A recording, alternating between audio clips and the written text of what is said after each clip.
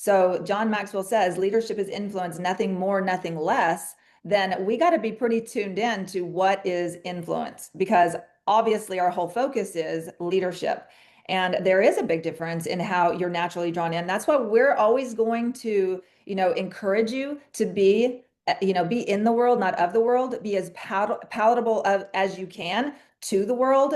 Don't walk around with your super strong opinions. Don't walk around with your, I cuss, so everybody needs to deal with it. I mean, know that you're either drawing people closer or you're pushing people away. And with influence, you're drawing them in so that they make a choice to actually follow you. So that's why it's very, very important that, we want to be intentional about that. So, what do you want to be? Do you want to be liked or do you want to lead? Because that's the difference. Do you want, because an influencer is liked, but they're not necessarily leading anyone. We used to talk about this with our kids, hey, do you want to be the most popular person in the room or do you want to be a leader in the room? Because there is a difference. And, obviously leaders can, move into that popularity area, but at the same time, if you're just popular, there's a big difference of the way that we impact. So popularity draws attention, leadership creates change. And that's everything that we're doing here is we're creating change. That's part of the impact, right? So the core differences between being popular and being a leader, popular seeks approval, a leader seeks growth. Two totally different ways.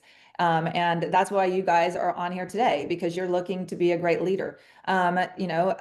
Being popular stays safe and a leader takes risks. My whole focus, I mean, a lot of us when we were younger, it's like, how do I be the popular people in school? What makes me popular? And staying safe definitely is something that naturally gravitates instead of the reality that we're going to want to take some risk.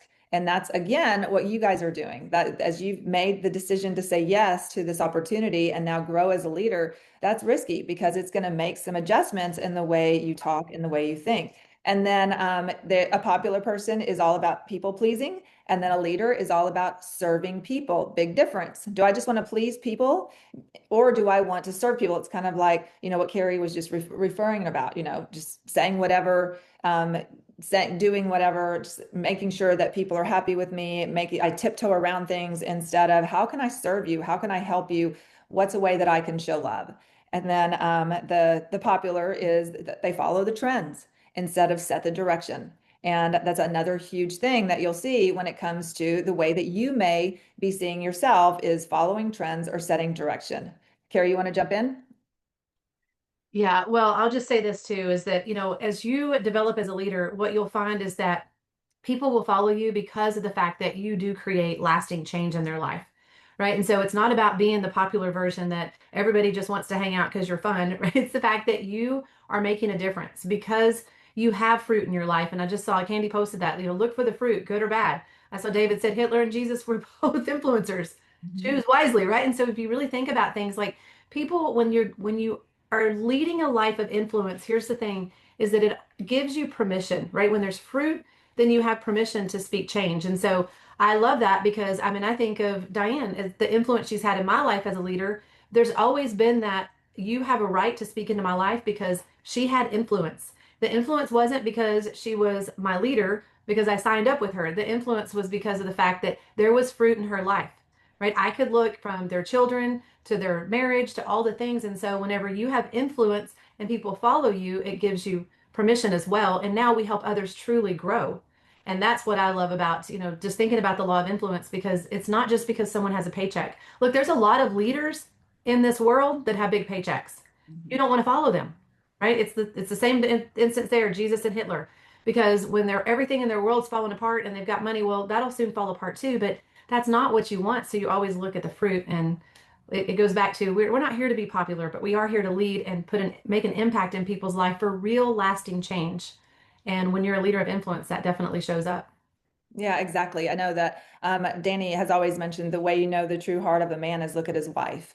And because so often you can see how a wife responds and interacts because a husband makes such a big difference. And I think vice versa when it comes to a wife to a woman, because if we're truly, best friends, if we are, leading in life and we're, we're each other's biggest fans, then we're encouraging each other and we're pulling the best out of each other. And so if you see a man that's super strong and has, incredible benefits, in all those ways and areas of leadership, but then you see a wife that won't talk, is timid, has that really withdrawn personality, then there's question marks there because they both should be flowing in great gifts. It doesn't mean they're equal. It doesn't mean that they have the same gifts, but yet there should be some really great power in the midst of both of them.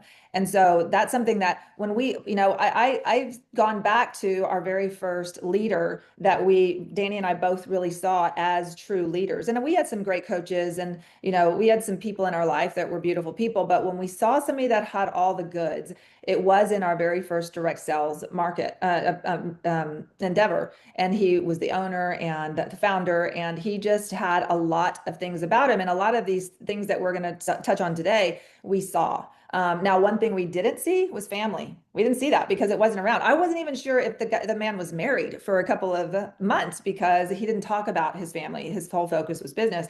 And so, but when it came to all these things that are unfolding, it was a natural, his energy was natural in all of these different traits that became so evident to say, I can follow this.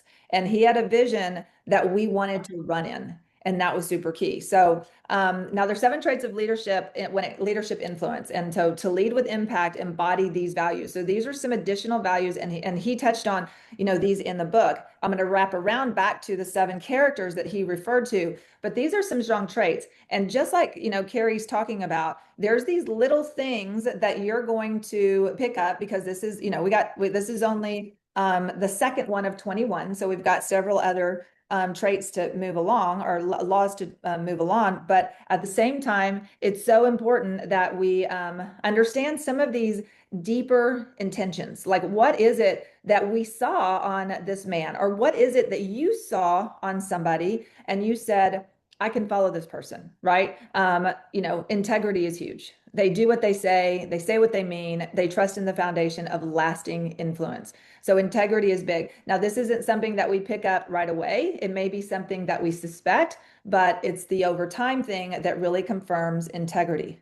Authenticity is another one. Be real, be honest, be you. Don't try to be somebody else. You need to be the best you that you can be. You're going to pick up different traits and different ways from people, and then you're going to personalize it for it to be you. But people follow connection, not perfection. And that's really, really key. I will tell you, one of the things I get, Terry Miller, I saw her on here. I get so many compliments when Terry Miller does the ladies call. And not to say anything less about anybody else, but she just always sticks out. People are always saying, "Oh my gosh, we get so much business when Terry does the leadership call." You know why they say it? Because they say she's authentic. She feels real. She feels like it's personal to her. And that is incredibly powerful. So people like authenticity. They don't like the polished vibe. So never feel like you got to become this great salesman to be a great leader. We just need to be authentic with that same passion. Kerri, you have anything you want to jump in yet? Well, I just started to say, being authentic. Listen, guys, I say this a lot too, is that you were made you. You are a once in an all history event. Like nothing, no one will ever be you. So why do you want to be someone else? I mean, honestly, and the more you work on being the best version of yourself, that's what people love. Like she just said, the authenticity. Because when people try to be someone else, it shows, and it's usually like, oh, that doesn't feel right. No. And I've heard a lot about imposter syndrome over the last couple of years. And that's when, oh, well, somebody else is doing it and I'd be an imposter. No, no, the truth is you've been called to do it. And so you have to do it. And that's the reality of when we start to grow as leaders, then we don't look and go, well, Terry does it better. Kerri does it better. Diane does it better. Like we don't start comparing and going, but I'm not them. No, you be you and you show up because there's going to be people drawn and attracted to you and the way you authentically deliver the message as well. And that's a beautiful thing because I think sometimes we get in our own way and we don't realize there's room for all of us. It's not one or the other, it's all of us. And together, we're always going to be better. But when we show up as ourselves, that's what the world needs, not the fact that we think we have to be someone else. So good. And that's why, like, okay, John Maxwell has, I don't even know. I mean, so many books on leadership, right? And so if somebody said, I don't need to write a book on leadership because there's so many books on leadership.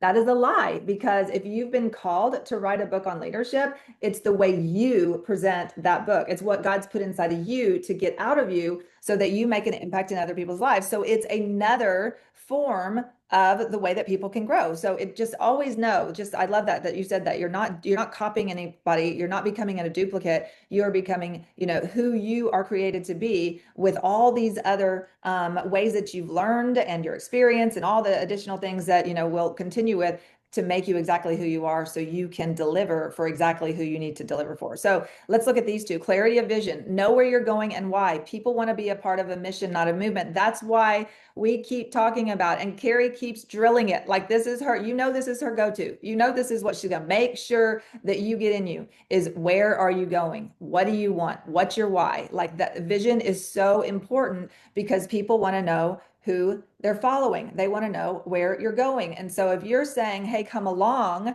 with my influence, right? Come along, and you're influencing people, they need to know exactly where you're going. That's why we're going to always stress it's important that you know where you're going and that you're sharing it as you're delivering your message on, what your plans are to accomplish when it comes to your this opportunity and when it comes to your success. Because there's a big difference in somebody saying, yeah, I'm playing with this, I'm enjoying just sharing it with family and friends, or hey, I see this as incredible. I'm planning on building an empire. I'm growing an army. I'm gonna make XYZ. And because others have done it, I know I can do it too. And I want you to come along. So it all goes back to the way that you say it and the way that you put it. But know where you're going and why people want to be a part of a mission and not a movement. So that's so important.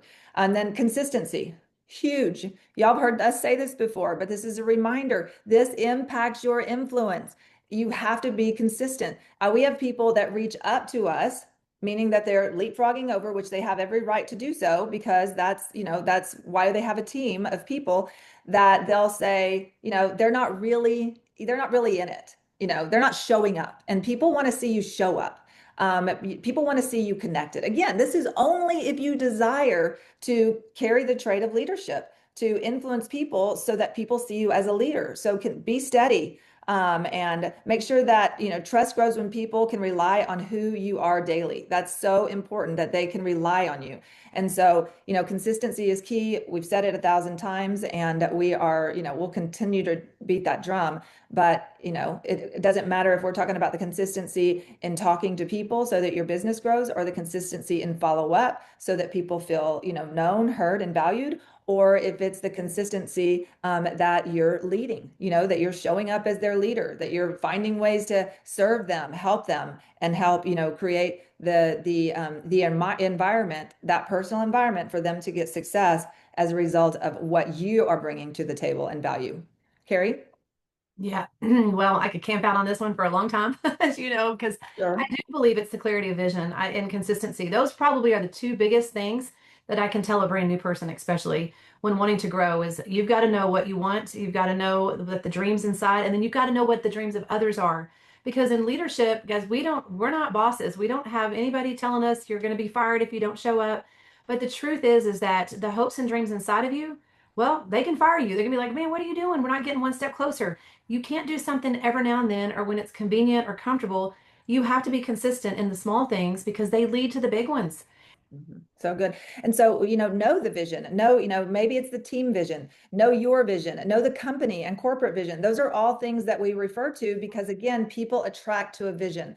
And that is so incredibly powerful. So, really good to put a focus on. Okay. Now I'm servant leadership. All right. This is to elevate others. Intentionally adding value to people. This is so, so important. So great leaders don't seek followers, they create leaders, just like Kerri was just talking about. So as a servant leader, always willing to show up, always willing to be there, doing what it takes, getting in the car, getting on the call, getting on the Zoom, being uncomfortable, being inconvenienced. This is all part of servant leadership. And as a leader, it's called for. I mean, being a leader is not comfortable or convenient, right? That's just part of it. That's why we always say that about success. Well, success is leadership. So elevate others, and look for ways to do that. Look for ways to congratulate them, encourage them, and of course, speak life into them. And then courage. Influence requires boldness. There is a big difference in somebody that, isn't confident in their words, isn't strong in their voice. And so that's something that if you feel like, you're a little timid, if you feel like you may be a little bit shy, then really speak, this into your life, just like we've always been we've been talking about. Like that's one of the I ams. I am courageous. I am bold. One of mine is I am an influencer. I mean, these are all the I am statements that we say on a regular basis to continue to remind ourselves and speak into ourselves who we are as we continue to do that for others. Lead even when it's uncomfortable, unpopular, or unclear. Just continue to lead with strength and boldness. Kerri? Yeah, that's really good too. And here's the thing, I will often remind people it takes 10 seconds, 20 seconds at the most of courage to maybe impact generations to come. So often, people get timid or they go, I didn't know what to say, so I didn't say anything at all. Here's how I view every interaction with anybody. But, just in starting a conversation, be a noticer and then pull that courage from within because you may or may not ever see that person again. But what if? What if that was the next Danny and Diane McDaniel standing in front of you and you chose to keep your mouth shut and not say anything? See, I'm always saying, where's the courage? Because the courage, here's what I know in my 26 years of being full time in this industry, I've never lacked courage. I will talk to anybody and everybody because what if? What if that's the person? What if, look at it from a different point of view, not what will they think of me? Look at it from this point of view. What if I hold the answer to the prayer they've been praying? What if this is their answered prayer and I don't share it with them? See, I've always learned to look at it from a different set of lenses of they need what I have. They don't know it yet because I haven't opened my mouth and shared it. So when we start to have that boldness and that courage to really look forward, look for any opportunity to impact a person's life, I'm telling you, it's absolutely amazing what happens. Because I've told my kids their whole life, everyone's a stranger until you say hello. Just know that. And behind that hello might be the greatest treasure of your life. You just never know, right? And so I always say operate with courage, operate with boldness, say what needs to be said when it needs to be said, and things will start to line up because that's the biggest thing is that too many times people are timid. Listen, the Lord did not give us a spirit of fear, but one of power, sound mind, courage, right? He says that. So when we operate in that, then it's going to be amazing because people, conversations, open doors. Everything starts to change for you. And people ask all the time, well, how do these people get ahead? Look, they lead with courage. And courage is definitely something that helps you whenever, I mean, I think about my life wouldn't look the same if someone hadn't have followed me at a restaurant and just had 10 seconds of courage to literally look me in the eyes and say, I'm work from home, I'm earning this much, I'm paying off debt, and I can help you too. That's all she said. And I literally was like, yeah, okay, I'm going to call you. Right? Like it was 10 seconds of courage. And here we are today. And I can't imagine because I think about it being generations of lives that have been changed. Not just my life, not just my family's life, but my family's life has been changed for generations for sure. So the world needs us to operate with courage at all times. So good. Yes. Thank you. Okay. And then empowerment. So, share the stage. This is not all about you. This is about you pulling others up. That's what leadership is. So share the stage, share the strength, influence multiples when it influences multiples when you invite in others. So important that we continue to remember that it's not always about me, myself, and I. That's why, even like today when Danny wasn't on, I was like, hey, Kerri, I want you to do this with me because I love to share the stage with other leaders. It's one of my favorite things to do. I don't love to be just the only voice. I love to share the stage and share the strength. And I think it's also great because of the simple fact that it puts different personalities, different trains of thoughts also together. So, make sure that you're doing that. But I will say this, if there's something that, even going off of what Kerri just said, it's the key to making sure that we are listening more than we're talking because sometimes we think that if we're talking, we're being stronger, we look more like a leader. But I will tell you, the less you talk, the more you appear as a leader because when you talk, it's what you say that matters.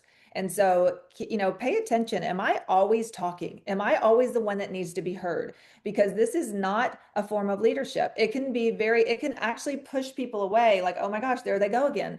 Instead of, being genuinely interested in what others have to say. Because when you take time to listen to somebody else, then it's much easier to find out where they are so you can empower them better. where you can speak the words that are necessary in that moment to move them forward and to help them get through, their next level of leadership. But if we're just always speaking at them, if we feel like we always got something we got to say instead of really taking time to listen, to, I always say, well, y'all have probably heard it too. It's not that I always say, it's something I heard and I've, referred to it quite often, is we have two ears and one mouth, so listen twice as much as we talk. So that's something that's a great key to remember, is we want to make sure that we are being a great listener. And then when you talk, make it matter.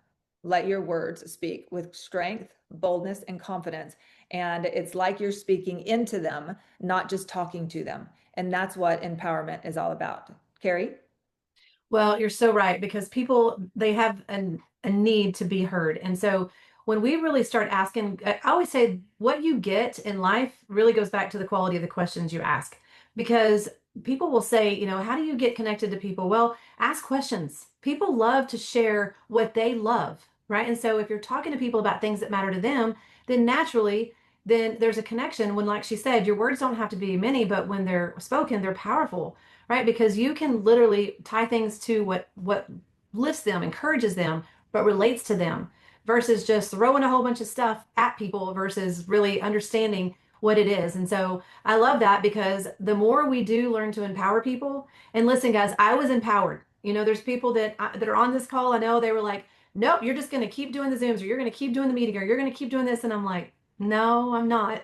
We're going to do it together now, right? And that's what we love. We love to do it for you, but then we love to do it with you, and then we love to watch you do it, and then we love to see you lead.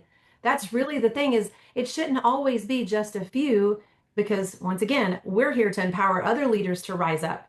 I mean, I know Danny says it all the time, like, I can't wait till I never have to do a Zoom, right? But the reality is we're going to do what we have to do, but we want to encourage other people to step into their roles as leaders and then help. And so whenever you're doing that and you're doing it right with encouragement, then, if something needs to be corrected, it doesn't shut people down. You can say, hey, let's make a couple of adjustments now because you're coming to a place of empowerment versus a place of condemning or criticizing. And so our leadership truly matters when we empower people to do things that we're elevating them to the next level.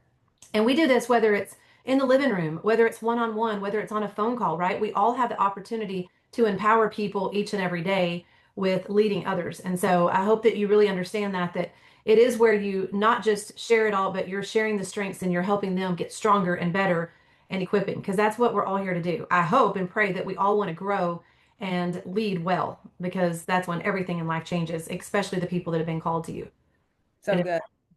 So good. And, let's go back to that, to the empowerment, because empowerment is launching. Just like you said, we're going to do it with you. We're going to do it with you. We're going to watch you do it. So our whole focus of empowering others is so that they can launch, right? Because we leaders create leaders. That's what we do. That's what we're called to do. That's our desire. Just like Kerri said, Danny would say, if I don't have to ever do a Zoom again.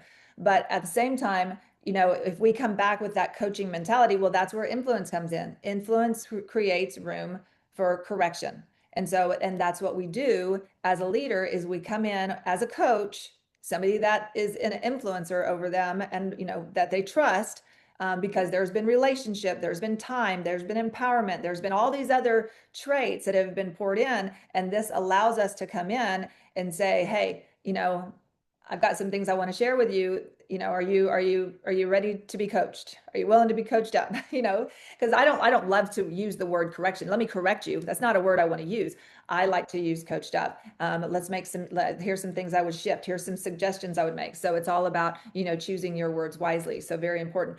I look at somebody, I've, being married to my husband for 34 years, there's something that I watch all the time, and it's him stand there and stare at somebody and just listen and nod his head. It's the funniest thing I've ever seen. And then they'll walk away and they'll go, man, that guy, he's so powerful. He knows his stuff. He's such a, he gets all these accolades as a result of saying very little. And so I want to just remind you that it's so helpful and so powerful if you understand this trait, not to always be the one talking. People admire your popularity, but they'll follow integrity, vision, and courage. Be be the kind of leader that they'd want to follow. Be the kind of leader that you'd want to follow. Like, that's another thing. If you're like, well, no, I don't have anybody that is modeling this. Well, become that. I can't tell you over the years, Kerri, how many times have you heard it? Nobody's ever showed me that, or nobody's ever taught me that, or nobody's modeling that. Well, like, or nobody's ever done that for me. That's really what I should go with it. Nobody's ever done that for me. It's like, well, be that for your people. Like, that's what you've got to do, is make sure that you make those shifts and decide as a leader. I just want to encourage you. I love this last statement in the last chapter that says, the leadership proverb that says this: he who thinks he leads but has no followers is only taking a walk. If you can't influence people, then they will never follow you. And if people won't follow you, then you're not a leader. That's the law of influence, no matter what anybody else may tell you. Remember that leadership is influence, nothing more, nothing less. So it's truly who you become in the pursuit of things that matter the most. That's where you're going to find your greatest level is, and that's something we do daily, not once. It's not a check mark.